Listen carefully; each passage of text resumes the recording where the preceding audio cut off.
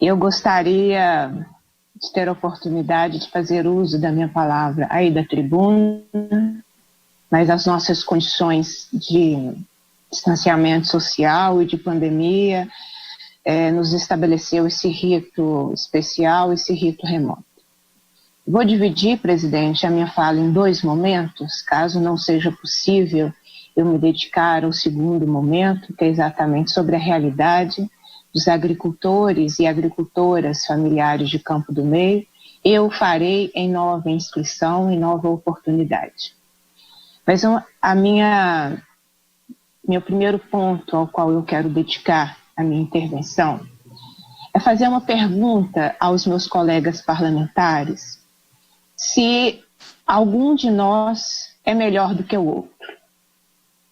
Vou fazer outra pergunta. Se os homens merecem tratamento melhor do que as deputadas mulheres. Se a nossa atuação parlamentar é medida por questões ideológicas. Eu apresentarei à mesa da Assembleia uma questão de ordem que eu espero seja apurada, porque o que aconteceu comigo na tarde da sexta-feira, em Campo do Meio, não pode ser encarado como algo pessoal, mas é preciso que nós possamos compreender qual é o papel do parlamento. Eu não fui eleita deputada para distribuir emenda parlamentar.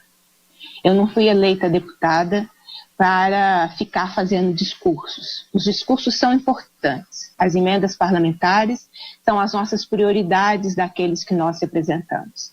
Mas, fundamentalmente, o papel do legislativo é a fiscalização do executivo. E essa é uma prerrogativa garantida pela Constituição do Estado.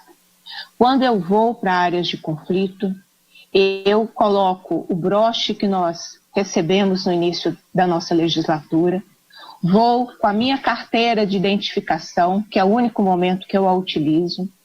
Eu informo o gabinete militar da Assembleia Legislativa, para onde eu estou me dirigindo, considerando que o gabinete fará contato com o comando local.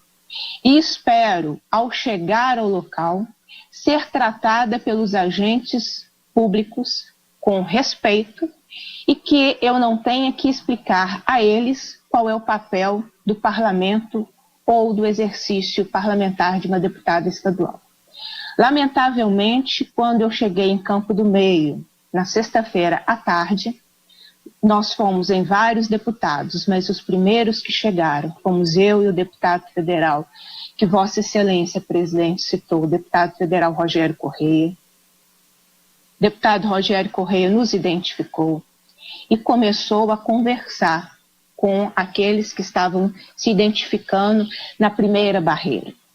A nossa intenção era passar por uma via que era pública para ter acesso aos trabalhadores. Aí cada um de nós faz a opção política e ideológica de conversar com quem quiser.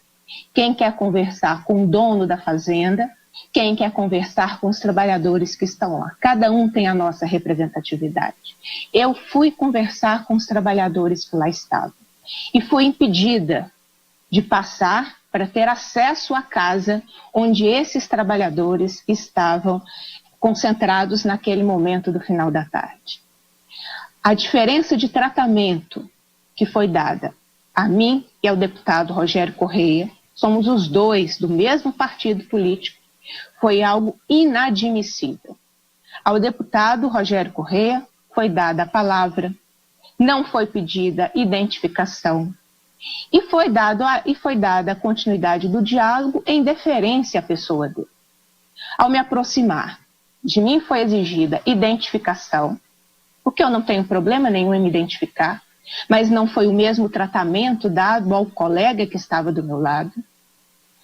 Quando eu informei da nossa prerrogativa e que eu pretendia, sim, ir à região, o que na verdade era atravessar os carros que estavam obstruindo a via, atravessar um bloqueio do batalhão de choque para chegar às pessoas que estavam ilhadas. O major Argeu disse que se eu quisesse passar, ele me daria voz de prisão. Nenhum deputado ou deputada pode receber voz de prisão no exercício do seu trabalho parlamentar.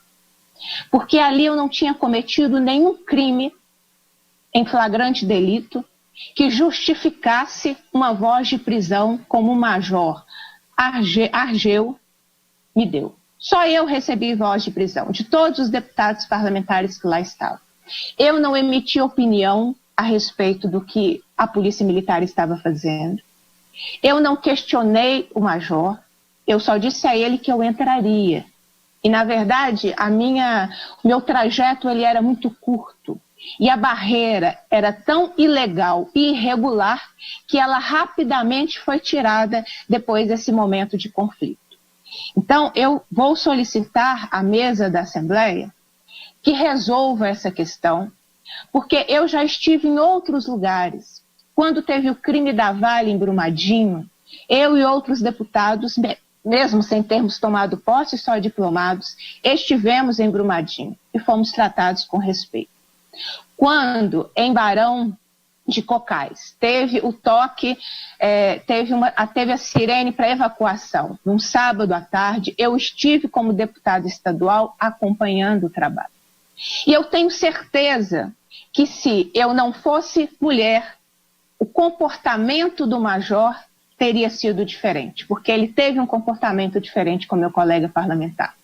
E eu tenho certeza que se eu não fosse ir até as pessoas que, na minha opinião, eram vítimas daquele processo, cada um tem a sua avaliação, mas se eu não fosse me dirigir a essas pessoas, o tratamento teria sido diferente. A justificativa era de que ele tinha protocolos. Protocolos de uma instituição ou de um major não são superiores a uma Constituição do Estado. O Executivo não tem poder absoluto para atuar sem que o Parlamento ou qualquer um de nós queira acompanhar o seu trabalho.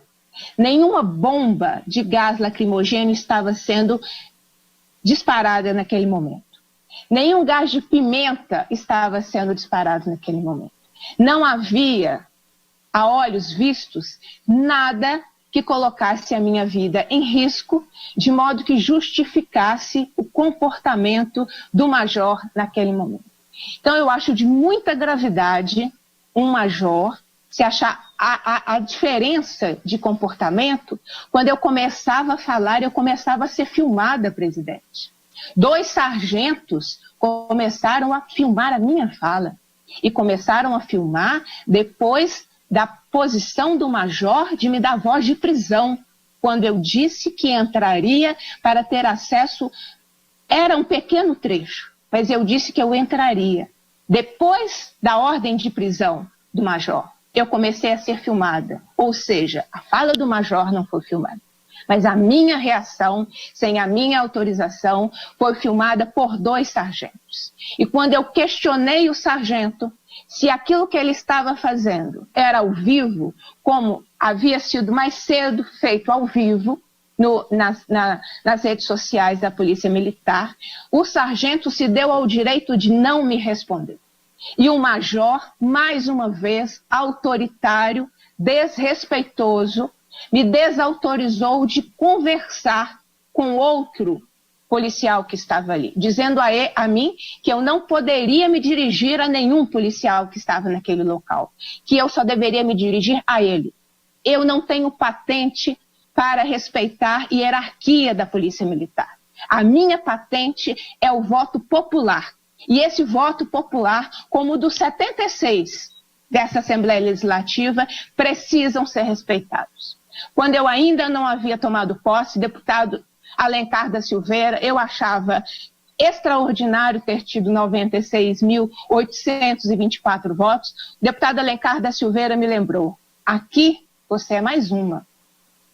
Você não entra com 96 mil. Aqui você se torna uma em 77. E o que eu acho, o que eu quero, e é isso que eu quero que a mesa da Assembleia Legislativa tome posição, é ser tratada exatamente assim, deputado Alencar da Silveira. Ser mais uma entre os 77. Ter o meu direito de parlamentar garantido. Eu tenho o direito de entrar nos espaços. Eu não desrespeitei nenhuma autoridade policial, nem do corpo de bombeiros que lá estava. E, portanto, ninguém tem o direito de fazer tratamento diferenciado entre deputadas e deputado, achando que com deputadas eles não têm que conversar com o mesmo respeito que conversam com deputados. Eu tenho o direito de fiscalizar todas as ações do Poder Executivo. Nenhum momento, nenhum comandante daquela operação se dignou a informar o que tinha sido feito, qual protocolo tinha sido seguido, ou nos acompanhar em qualquer área. O que nós tivemos foi a negativa, como se o major tivesse poder absoluto acima da Constituição do Estado para dizer onde eu posso pisar e onde eu não posso pisar. Então, presidente, a situação, eu acho que ela é grave, porque ela pode acontecer. É lógico que não aconteceria com deputados, como aconteceu com deputada. A diferença de tratamento. Mas o meu direito, do meu exercício de fiscalização do Executivo, que eu não emiti opinião, presidente. Vossa Excelência sabe a minha opinião, que é diferente da de Vossa Excelência. No momento que eu conversei com o comando da operação, eu não emiti opinião. Mas o major se achou no direito de emitir opinião sobre a minha agenda de trabalho parlamentar. O major se achou no direito de fotografar a minha identificação. Eu quase perguntei para os colegas parlamentares, vocês são fotografados quando vocês se identificam? Eles fotografam a carteira de deputado estadual de vocês? Ou nós vamos tratar isso como um caso ideológico pequeno, que não se importa porque é uma deputada mulher do PT que defende sem terra. E quando é uma mulher deputada do PT que defende sem terra, não tem problema passar por cima da Constituição do Estado. Então, o comportamento do major e dos dois sargentos que fizeram um processo seletivo de filmagem, impedindo o meu trabalho parlamentar, não identificaram a conduta que tinham tido até aquele momento em relação à reintegração de posse. É grave porque fere a Constituição. Ninguém está acima da Constituição do Estado. O Executivo não está acima da Constituição do Estado e nenhum protocolo de major está acima da Constituição do Estado. Repito, presidente, eu gostaria de estar fazendo esse debate na tribuna, porque para mim essa ação foi grave, gravíssima, porque revela um preconceito de gênero e revela um autoritarismo de quem não estudou ou não leu a Constituição do Estado. Eu vou requerer as gravações seletivas, porque quando eu fui ameaçada de ser presa, não tinha gravação. A minha reação foi gravada. E quando questionado, o sargento não me informou o que seria feito daquela gravação. No mais, presidente, nós temos posicionamentos divergentes em relação àquela região. Eu acompanho há anos a escola, de fato, desde 2019, não existia institucionalmente, porque a Secretaria de Estado da Educação retirou a escola das crianças, é verdade. No início de 2019, a Secretaria, através da Superintendência Regional de Ensino, retirou a escola. E quem conhece educação sabe que 3, 4, 5 quilômetros para uma criança é muito. É por isso que as crianças estudam perto de onde moram. Por isso que as escolas precisam estar onde elas ficam, onde elas residem. Então teve impacto quando a Secretaria retirou a escola institucionalmente. Mas mesmo com a escola retirada institucionalmente, o espaço físico que tinha sido construído por aquela comunidade permaneceu, fazendo educação de jovens e adultos, constituindo um espaço de creche comunitária. Que governo pega um trator e destrói uma escola? Qual a necessidade dessa simbologia de atacar uma escola? Qual a necessidade de desalojar livros, carteiras, dessas crianças verem a violência do seu espaço, porque a escola, você estabelece uma relação afetiva, uma relação de aprendizagem e uma relação afetiva. Que governo destrói um lugar que tinha essa relação de afetividade? O governo Romeu Zema. E o senhor disse, 6 famílias que foram retiradas cumprindo a reintegração de posse. quase 300 policiais, presidente, helicóptero, caveirão, batalhão de choque, bombas de gás. Quanto custou isso aos cofres públicos? Mais de 50 viaturas para 6 famílias? De fato, foi desproporcional. Como eu não pude realizar um processo de acompanhamento melhor, impedida por um major que achou que estava acima da Constituição do Estado, eu não pude ter acesso a todas as informações. Mas eu permanecerei cuidando, permanecerei atuando, buscando as informações, ajudando na reconstrução da escola, que é um símbolo de aprendizagem. Doeu muito, porque eu já estive, presidente, naquela escola. Já estive em atividades naquela escola. E doeu demais vê-la destruída por um trator. Aquela violência não era necessária. Isso é violência. Um trator derrubando uma escola é uma violência. Assim como a violência não é possível comparar, mas a violência que eu sofri como deputada estadual. E que eu espero, como eu aprendi nessa casa, que essa situação seja tratada institucionalmente. Porque vários deputados já me disseram isso. Quando é você, eu te defenderia. Então eu espero que seja isso que aconteça. Que a prerrogativa de uma deputada estadual seja respeitada. Por ser mulher deputada, ela tem que ter o mesmo respeito. O mesmo direito de estar em lugares de conflito e exercer a sua atuação parlamentar. Em outra oportunidade, eu volto para a gente continuar falando de Campo do Meio e da produção e de tudo que acontece lá. Mas hoje, essa Constituição aqui, ela está parcialmente manchada. Quando um major acha que o seu protocolo é superior às prerrogativas privativas, exclusivas da Assembleia Legislativa. Ninguém é absoluto. Eu não sou absoluta como deputada estadual. Eu não faço o que eu quero. Quando eu saio de casa, presidente, eu estudo.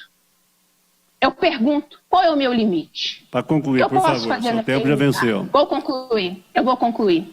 Qual é o artigo da Constituição que me garanta fazer isso? Eu não saio para fazer o que eu quero. Eu respeito a Constituição do Estado, assim como todo mundo tem que respeitar a Constituição do Estado, porque ela está em vigor. Obrigada, presidente. E espero que essa discussão seja apurada no direito e na prerrogativa do deputado estadual acompanhar a execução de qualquer trabalho do Poder Executivo. Muito obrigado.